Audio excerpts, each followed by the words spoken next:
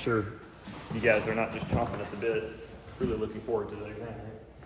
But our exam is scheduled for Monday, and I have already started on the study guide and should have it posted sometime today. So be watching for the study guide to be released on Google Classroom, hopefully before I go to bed tonight.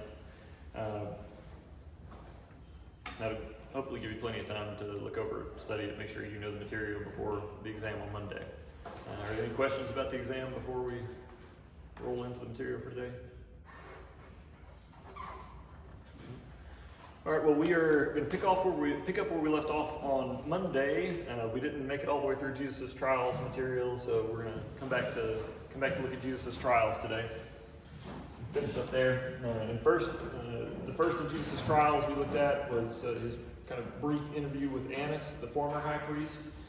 And then after Jesus interviews or is questioned by Annas, Annas sends him to Caiaphas, the current high priest. And Caiaphas is a name that you will need to know, by the way. I don't know if I've ever written it down so that you can actually see it to spell it, but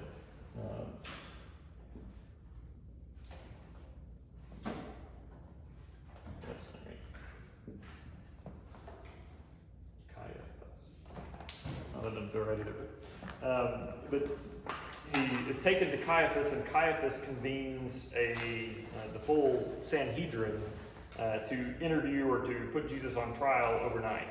And so Jesus ends up being taken to, and that is the right spelling, I should double check. But Jesus is taken to the Sanhedrin, and he is tried by the Sanhedrin overnight. And we talked about on Monday several reasons that was an unfair, unjust, and illegal trial. That there was no representation for him. It was conducted at night, which was against their rules. There were several things we mentioned on Monday and listed out on Monday that were a problem with that trial and shouldn't have happened the way they did. One thing that we didn't mention, we had to stop here on Monday, and one thing that I didn't get to is that it was during this trial with the Sanhedrin that Peter ends up denying Jesus 3 times. If you remember back on Monday, part of the Last Supper narrative, the story of the events of the Last Supper, was that Jesus predicted that one of his disciples would betray him. And then as all the disciples were denying that they would ever, asking, is it me, will I betray you? And saying that they won't betray him, Peter very vehemently denies that he will ever betray Jesus or ever leave his side. And Jesus looks back at Peter and says, truly, Peter, before the morning comes, before the rooster crows, you will have denied you even know me 3 times. And so Jesus predicts that Peter will deny him 3 times before the rooster crows. And so during this trial with the Sanhedrin, it turns out that John, the disciple, has some family connections with someone that's in the high priest's retinue, with one of the high priest's servants. And so because of that family connection, he's fairly well known at the temple gates, and so he is able to get himself and Peter into the temple courtyards. But he can't get Peter all the way in. He can't get Peter to go further than kind of the outer courtyards. And so Peter kind of settles in the outer courtyards while John goes further into the temple, and he can't get into the Sanhedrin's meeting chamber where the trial is happening, but he can get further in and can get news more easily the further in he goes. And so John goes on in further into the temple and leaves Peter alone in that outer courtyard. And there's other people out there milling around. There's guards. There's the temple guard, and the temple guard is separate from the Roman soldiers and Roman guards. The temple has its own guard corps. And there's temple guardians out there, temple guards, and then there's servants that are milling around and doing various tasks. And so Peter is out there in that outer courtyard, and he goes up to one of the braziers or the fires that's burning and kind of starts warming his hands at a fire when one of the servants comes up, or someone in the courtyard comes up to him and says, hey, are you with the Galilean that was just pulled through, the Galilean that was just arrested and taken through? And Peter denies it, says, no, I don't even know who you're talking about. I don't know the man. And a little while later, someone else comes up to him, and having heard him speak and heard him talk a little bit, they said, listen, your accent sounds Galilean. You sound like you're from Galilee. Are you sure you're not with the guy that was just taken through? Are you sure you're not one of his disciples? And Peter again denies it, says, no, I don't know him. I don't know who you're talking about. And then finally somebody else comes through, and this last person seems to have been connected with the servant of the high priest, Malchus, the servant of the high priest that Peter had cut his ear off. And Jesus had healed it. Someone connected with Malchus comes up, and who was there when Jesus was arrested that night, comes up and says, look, I'm pretty sure I saw you there tonight. You look really familiar. Are you sure you weren't there with his disciples? And Peter starts calling down curses and swearing and just swearing up and down, I don't know the man. And as he denies Jesus that final time, he hears a rooster somewhere start crowing. And one of the Gospels records that he looks up as he hears the rooster crowing. He looks up and looks across the courtyard, and they're bringing Jesus through, or he's there with some guards after being beaten. But Jesus is over across the courtyard, and when Peter looks up, Jesus looks up and makes eye contact with him, and then the rooster crows. And Peter knows, he realizes what he's done, that he has just denied Jesus the third time, just like Jesus said he would, just like Jesus had predicted he would. And when he realizes what he's done, he's crushed, he's heartbroken, and he goes out, and the text says that he wept bitterly. And so he goes out and he's broken after having denied Jesus 3 times. Well, this is all happening overnight, and Peter's denial ends with the rooster crowing, and I have chickens in my house because my wife wanted chickens, and I don't want chickens, but we have chickens. And roosters don't just crow in the morning. It's like any time that they perceive danger. It's just that they tend to not crow at night because they're asleep. And so when they wake up in the morning, they start crowing again. Anytime they want to gather the hens or they perceive a threat, they'll start crowing. And so this rooster is crowing probably because the sun has started to come up and it's starting to wake up. And so morning has come, right? The dawn has hit. And so the Sanhedrin, in order to kind of cover their hind parts a little bit, cover their bases, they have this one final kind of convened meeting where they very, very quickly, very briefly re-condemn Jesus to be killed, to be executed. And so now they can say technically they had the trial in the daytime. And so then they take Jesus from the temple courts and they take him to Pilate. Because as it turns out, the Sanhedrin has the right to condemn a man to death. They can condemn him to death and have him stoned, but they can't crucify him. And while the Romans typically kind of restrict execution by the Sanhedrin and any other body or any other group that they have as a captive state, the Sanhedrin could have gotten away with it and could have done it, but they don't want the people finding out that the Sanhedrin condemned him to death and that they carried it out, because that could cause a lot of backlash for them. They want to be able to blame it on the Romans. And so they take Jesus to Pilate, who is the Roman governor over Judea. And so he's the one that's kind of in charge over the Judean region, including Jerusalem.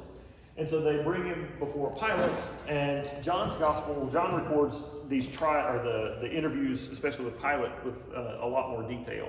And so there's a lot more detail in John's recounting of this interview with Pilate, and so we'll be kind of leaning on John's account quite a bit. But he brings, the Jewish religious leaders bring Jesus to Pilate, and because it is one of their festivals, it's the Passover. One of the things about the Passover is that regardless of what day of the week the Passover falls on, that day is considered to be a special Sabbath, right?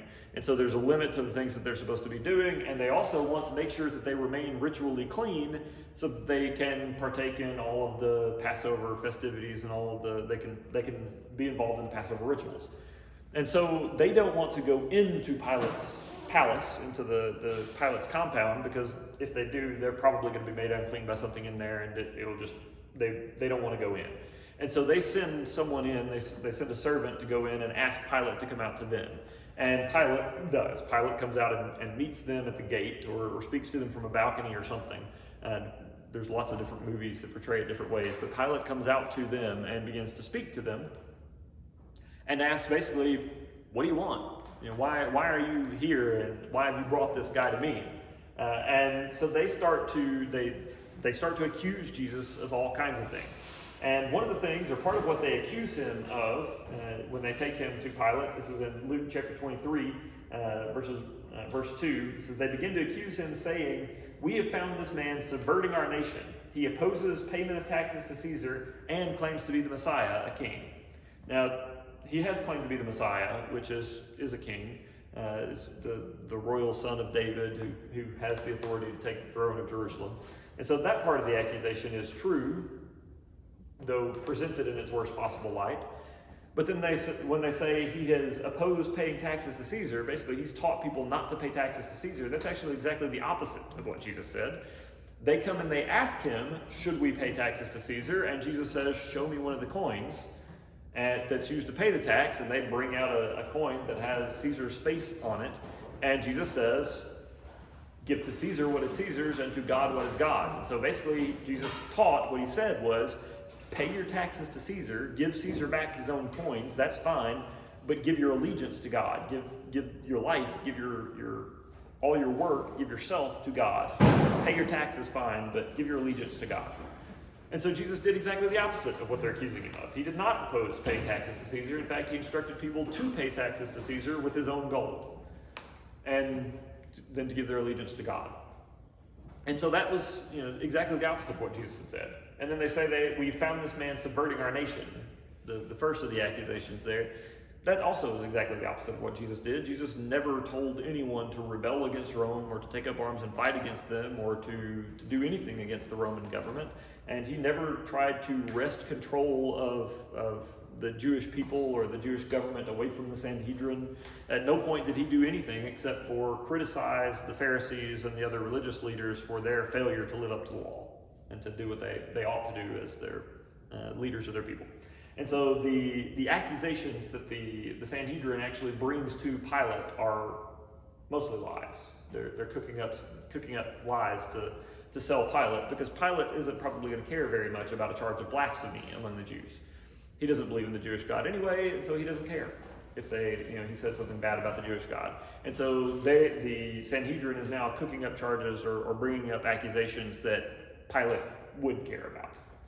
And so the religious leaders don't want to go into Pilate's compound, and so Pilate brings Jesus into his palace, brings Jesus in and questions him away from the religious leaders. And part of what he learns, or part of what Jesus says while he is inside, Pilate asks him, are you a king? And Jesus ends up basically replying, my kingdom is not from this world. If it were, my disciples would be fighting right now to rescue me. They would have fought my arrest, they would have fought all the way, and you'd be hearing about them up till now. They'd be fighting for me. And so my kingdom is not from this world. And so Pilate says, so you are a king then. You do call yourself a king. And so Jesus answers him, replies back, and says, you can say that I am a king. You say that I am a king. In fact, the reason I was born and came into the world is to testify to the truth. I just came to tell the truth. So you can say that I'm a king. There's truth in that, but really I came just to tell the truth. And everyone who is on the side of truth listens to me. And then Pilate sneers back and says, what is truth? And that's kind of the end of this first interview. And so he goes back out and takes Jesus back out and says, I don't see any reason to accuse this man. There's no basis for a charge against him. I don't need to do anything with him. And along the way, they're still pushing for Jesus to be executed. They say, we wouldn't have brought him to you if he wasn't causing a problem, if he wasn't a criminal. Just kill him. Just crucify him.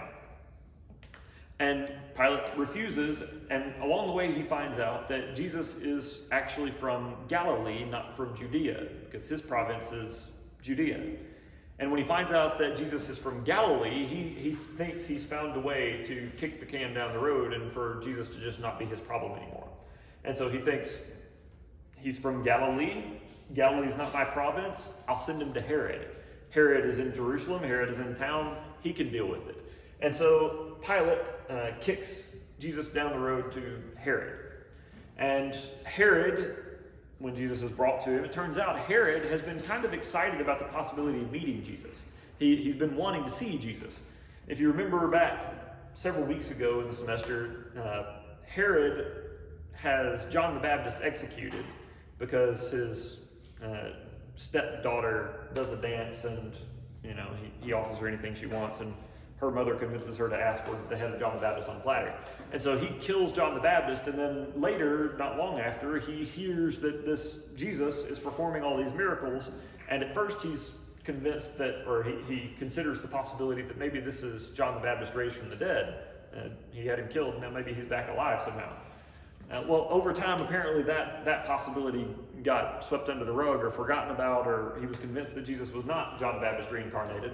But he still heard about this guy doing all these things, and he wanted to meet him, talk to him. And it turns out, as we're told in Luke chapter 23, verses 8 through 12, he had hoped to see him perform a sign or a miracle. Basically, he wanted to see Jesus do one of his miracles, and he was kind of hoping Jesus would do a magic trick for him. He wanted to see a trick, to be entertained by. He thought it would just be really cool to see a miracle performed right in front of him. And so when he finds out that Jesus is being brought to him, he gets excited. And so he calls Jesus in and he starts to ask him all these questions, and Jesus is just silent. And so he's asking all these questions, trying to get Jesus to do something impressive, to perform a miracle or something, and Jesus just doesn't play ball. He's just quiet the whole time. And these members of the Sanhedrin and the priests come along with Jesus, and they're making all these accusations against him, talking about all these terrible things Jesus has done, and Jesus is just quiet, mute. He doesn't say anything. And so eventually Herod gets kind of tired of just this parade, the silent Jesus and the accusing Pharisees and religious leaders. And so he hands Jesus over to his guards to mess with him, mock him, make fun of him.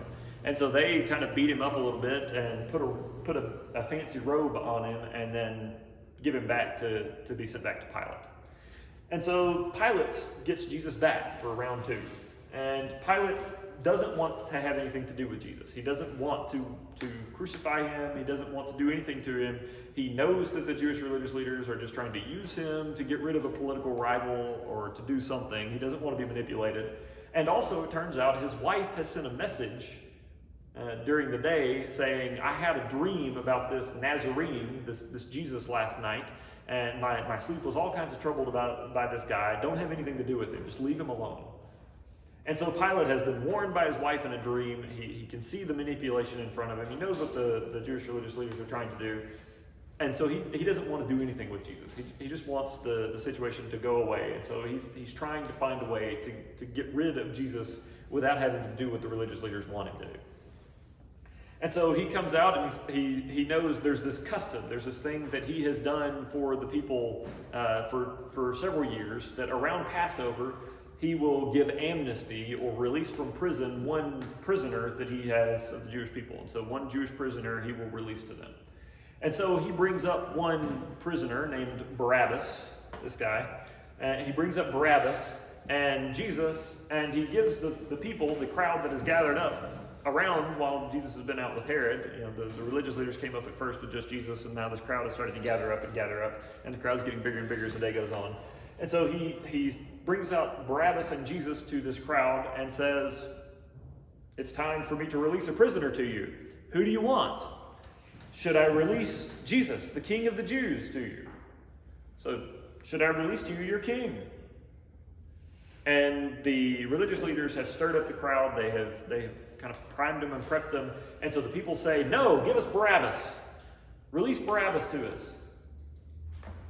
And Pilate says, look, there's no reason for me to do anything to Jesus. I have no reason to condemn him. I'll just beat him, or I'll whip him, flog him, and release him to you. I'll punish him and then let him go. And so he has Jesus flogged. Now, if you're not familiar with the term flogging, you don't know what flogging is, it's basically whipping. In fact, it comes from the Latin word flagellum, which you might recognize from biology as being the name of the little whip-like tail that some single-celled organisms get, like bacteria, and they use that whipping motion of the tail to swim, kind of like a tadpole in water. And so that's how they get around. That's how these single-celled organisms move, is by moving this whip-like tail.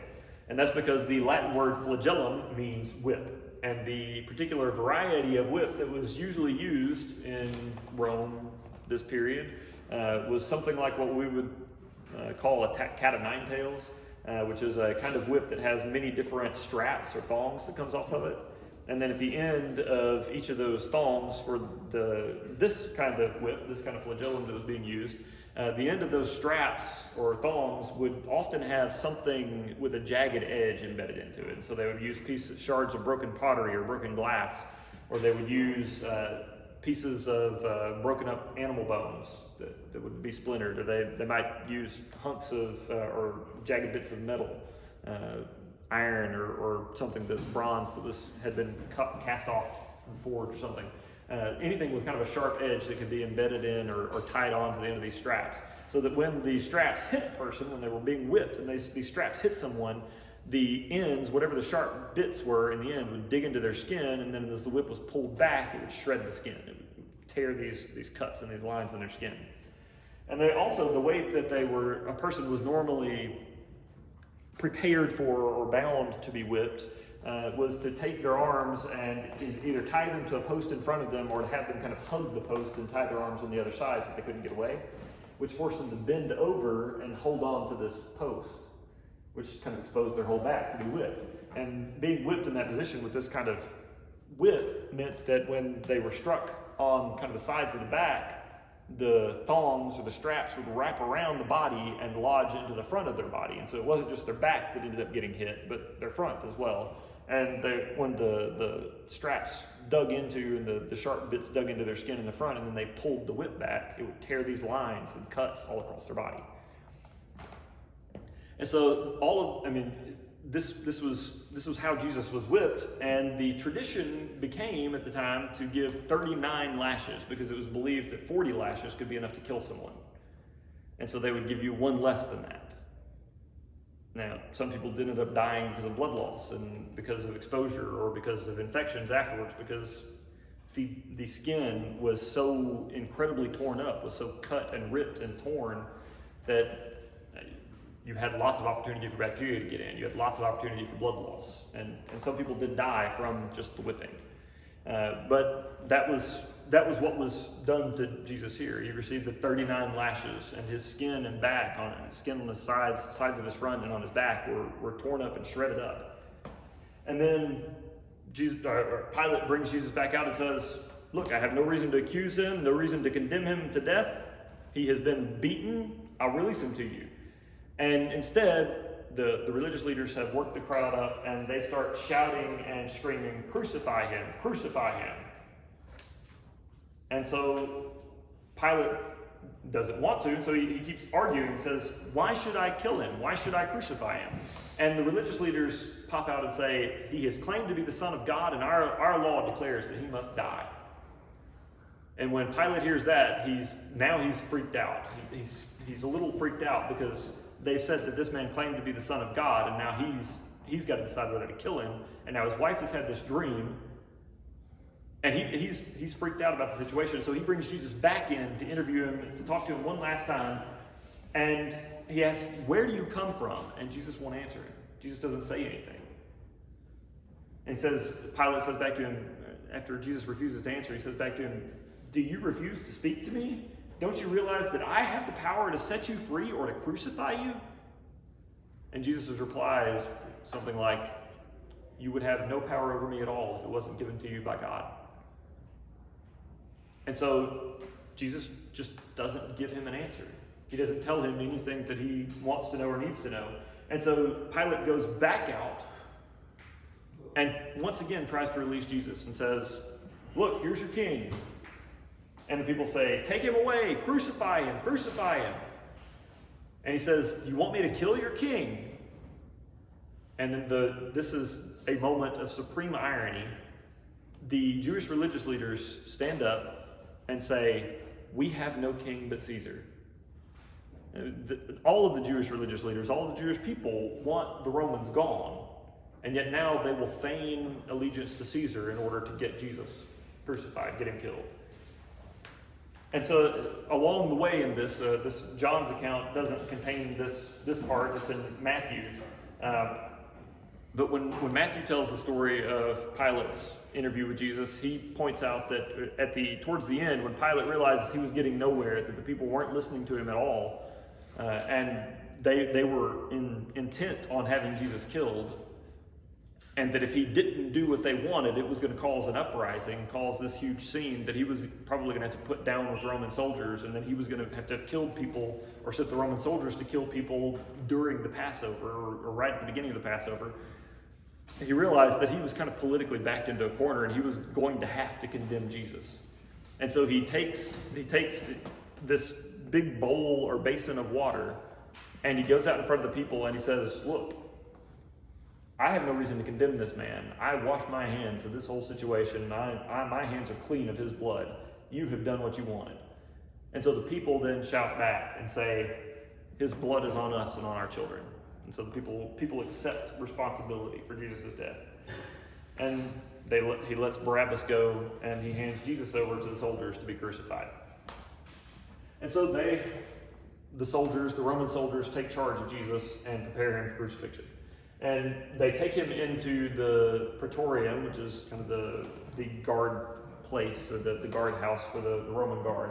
And they take him inside, and they start to mock him, and basically, here's a man that's about to die, and here's some cruel guards that want kind of a last chance to get in some fun. And so they start mocking him by pretending that they're going to honor him as a king, since he's been called the King of the Jews.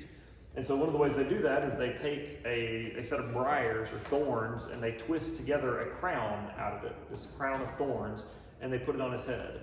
And then they take a robe and put it on him. And it's possible that this is the same robe that Herod had put on him, and they had just taken it off for his flogging, and now they've put it back on him. And so they put this robe, this fancy robe on him, and then they give him a staff to hold in his hands while he's just standing there. And they start mocking him and pretending to bow down to him and pay homage to him as a king and say, "Hail, King of the Jews." And then when they tire of just making fun of him that way with the crown of thorns on his head, they take the staff back out of his hand and start beating him with it.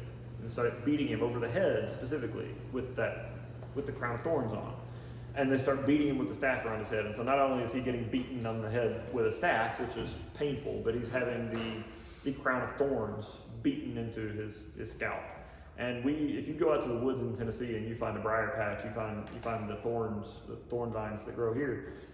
We got little thorns that are half an inch long at most, and they hurt. Right? If they poke through your clothes, you're gonna get a stab. That hurts. But the thorns that were probably available for them in Israel, that area at this time would have been more like 2-inch long thorns. That would have been significantly thicker, significantly longer. And so to have that beaten down into his scalp while being beaten on the head would have been extremely painful. And then they strip the robe off of him because you don't crucify someone in good clothing. But if you remember, Jesus has been whipped at this point. He's been flogged. And part of this flogging, remember, is those sharp bits of metal and bone or glass or whatever that rip up and tear up the skin.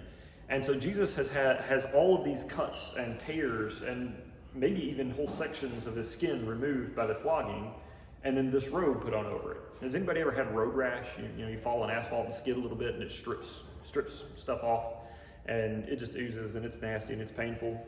And you ever put a bandage on it, or have to put on some clothing over it, and it kind of starts to ooze through it, and then you form the scab in the bandage, and then later you have to pull the bandage off, and you have to strip off that scab that has started to form. It's painful, right? I mean, it feels like you're ripping your own skin off. Well, Jesus had a robe put back on his back after he had been flogged, and then after some time of wearing that robe, they go and strip that robe back off. And so that feeling of having a scab torn off, or a significant section of scab or skin torn off, would have been over most of his upper body, most of his torso would have had that sensation as they stripped the robe off. And so they strip the robe off of him and tear all that skin back open. And then they put a cross on his shoulders, or probably just a cross beam. If the vertical post was probably already there, or there may have been a scaffolding that the vertical post was raised up on. But they take that wooden beam and put it on his back, on his shoulders, and make him carry his own cross to the place of crucifixion. And then they start leading him. And at some point along the way, he's been so weakened by his beatings and by the whipping and by having to carry the heavy wood that he can't take it anymore. And so he stumbles and he falls down, and they force him to get back up, but eventually he can't get back up anymore.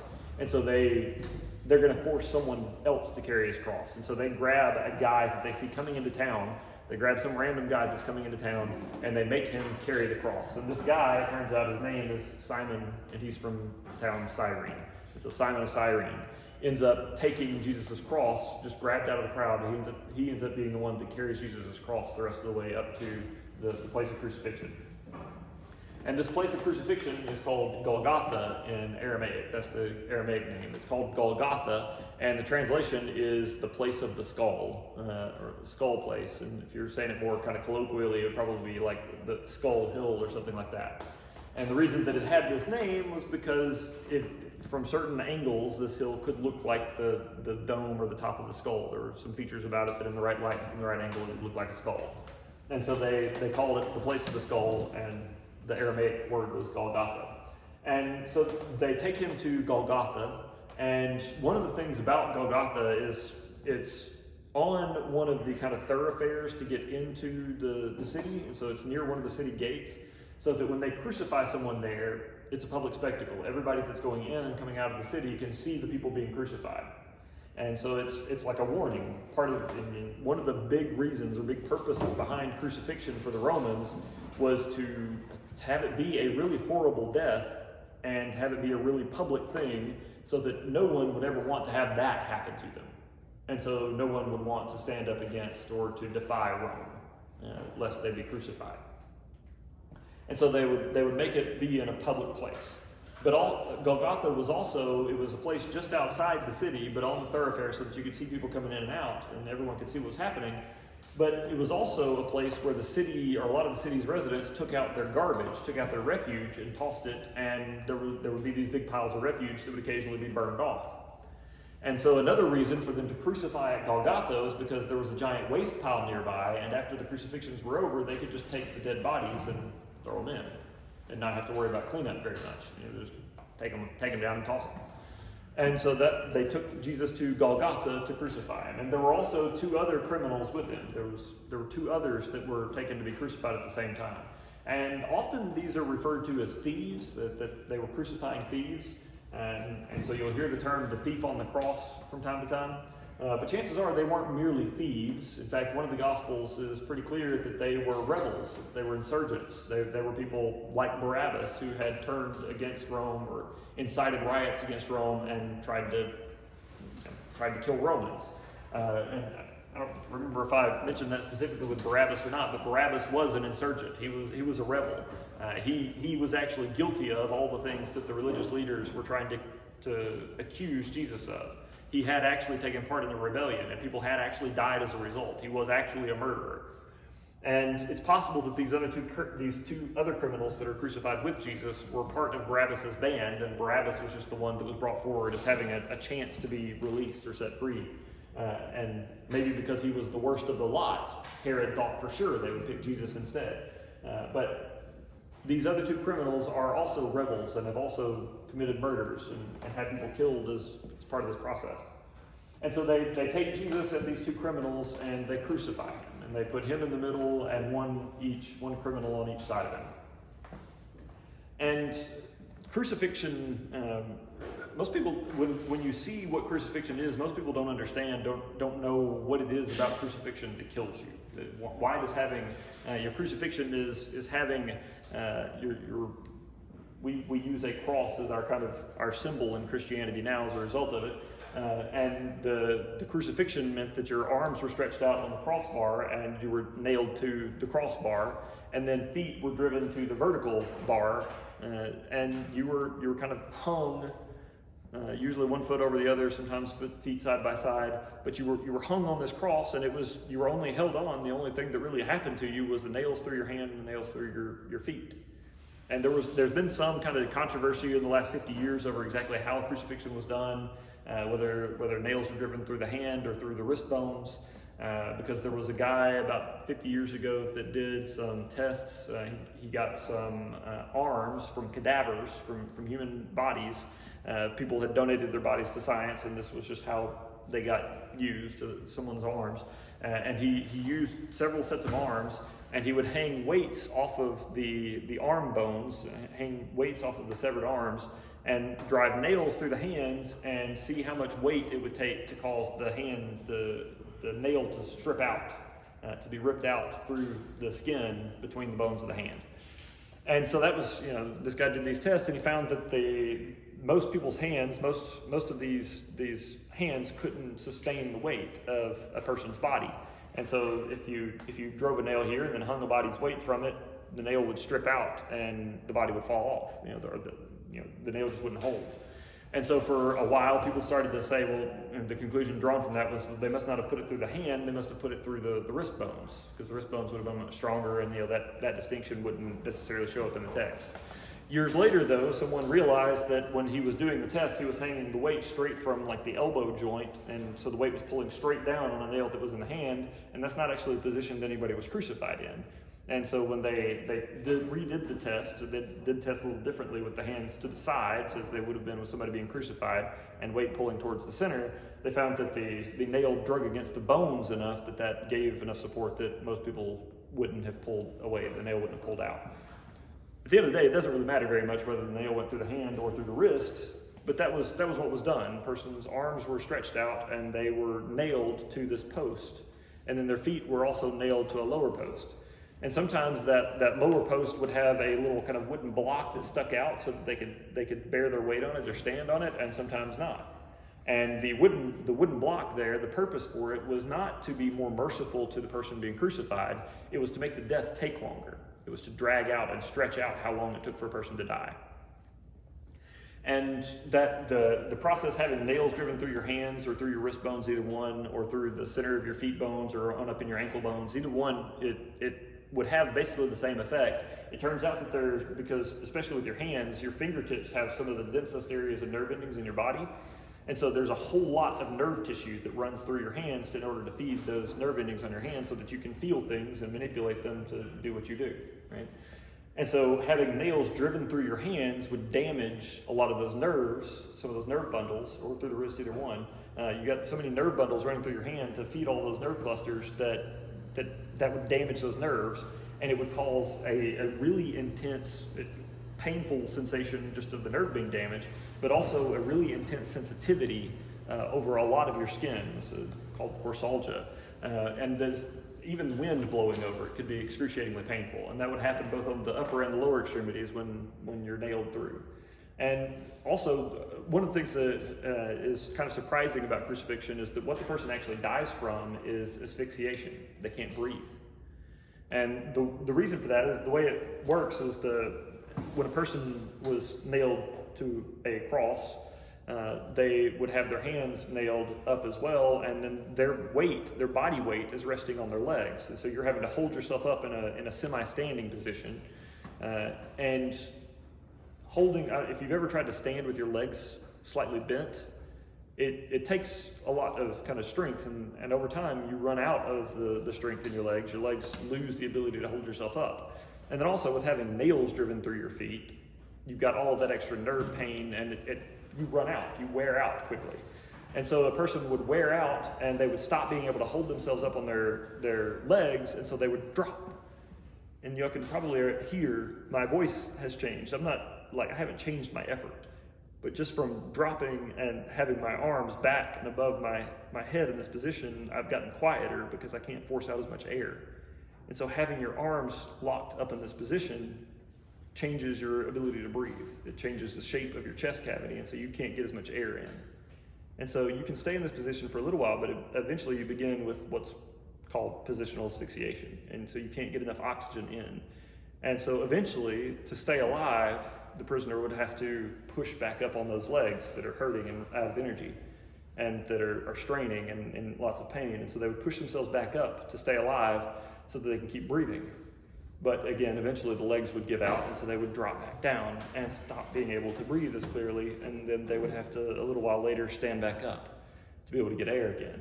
And that process of constantly going up and down would start to strain the chest cavity and to strain the lungs. And so the lungs would start to fill up with pleural fluid, or with fluid. And so they would start to fill up with this fluid, and eventually the lungs get so full of the fluid that even standing up doesn't help you get enough air anymore. And eventually the person will get to the point that they don't have the strength even to force themselves to stand back up anymore. And so they'll slowly suffocate on the fluids in their lung. And so they'll slowly drown because of the fluid filling their lungs. And that's how somebody dies from crucifixion.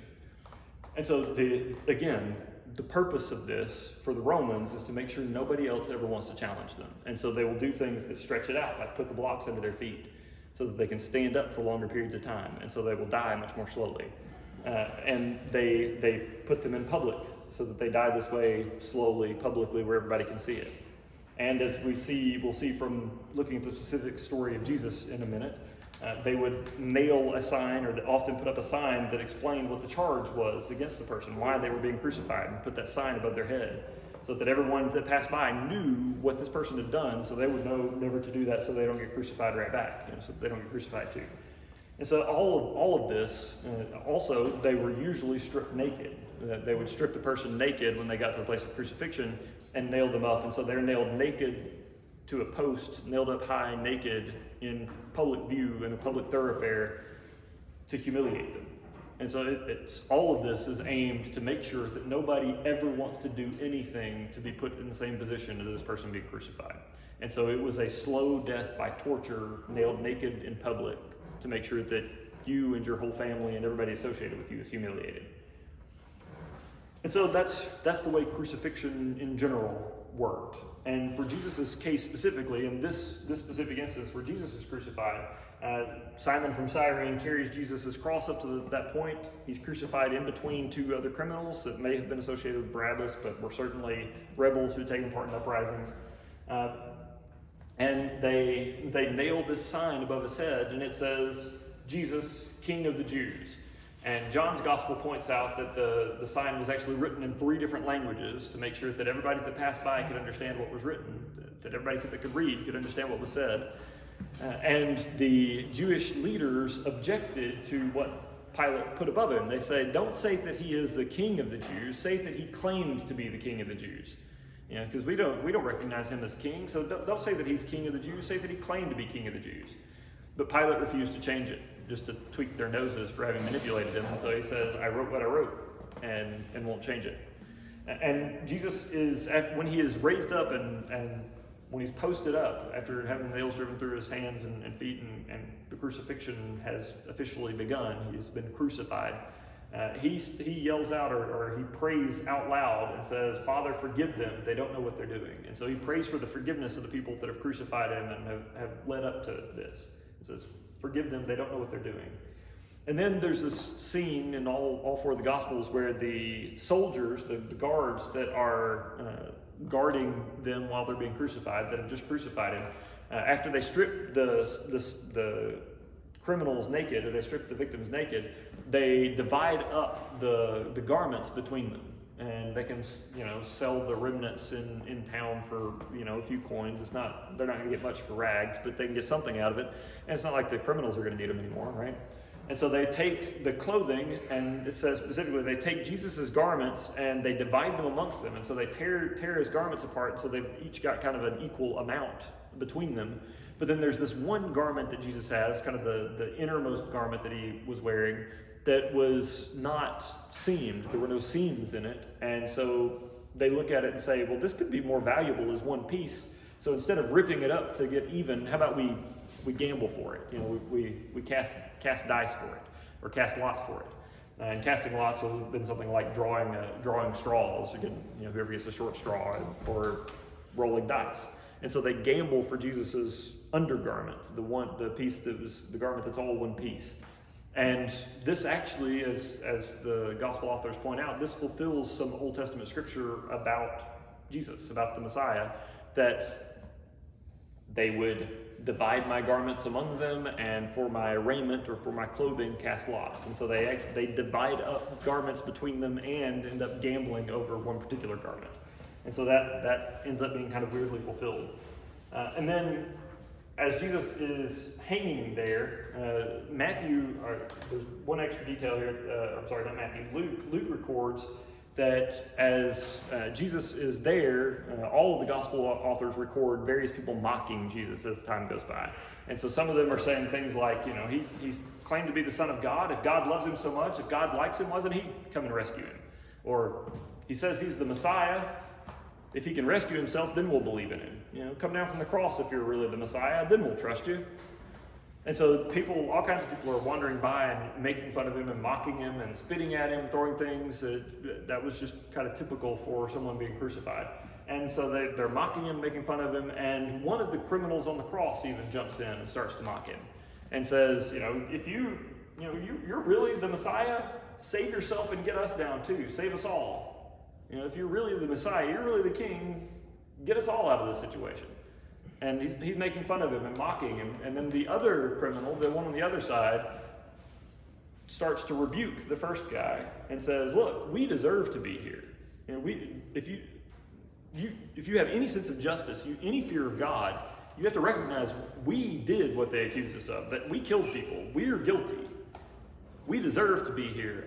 And it's obvious he does not. And so quit it. Lay off. And then he turns and looks at Jesus and says, Jesus, remember me when you come into your kingdom. It's like, this is a really amazing thing to say. I mean, they're all there being crucified together. There's no apparent reason to think that Jesus is going to have a kingdom. He's about to die. And this guy looks over and says, Jesus, remember me when you come into your kingdom. And Jesus replies back to him and says, truly I tell you, today you will be with me in paradise. And then a little while later, the crucifixion begins at about 9 o'clock in the morning, and then about noon, all the gospel authors record that the sky goes dark. The sun just stops shining. And somewhere around in this time when the sun stops shining, the synoptic gospels all record Jesus crying out something from the cross that sounds like it's lama lama sabachthani. Which is an Aramaic phrase that is a translation of the Old Testament Hebrew for the first verse of Psalm 22, the 22nd Psalm. And the translation in English is, my God, why have you forsaken me? And Jesus cries this out from the cross. And there is a theological connection here that I told you, I think I said the other day, that there is, when Jesus is looking forward to his death in the Garden of Gethsemane and he knows what's coming, there's kind of an extra layer of spiritual pain that he's going to endure that most people being crucified wouldn't.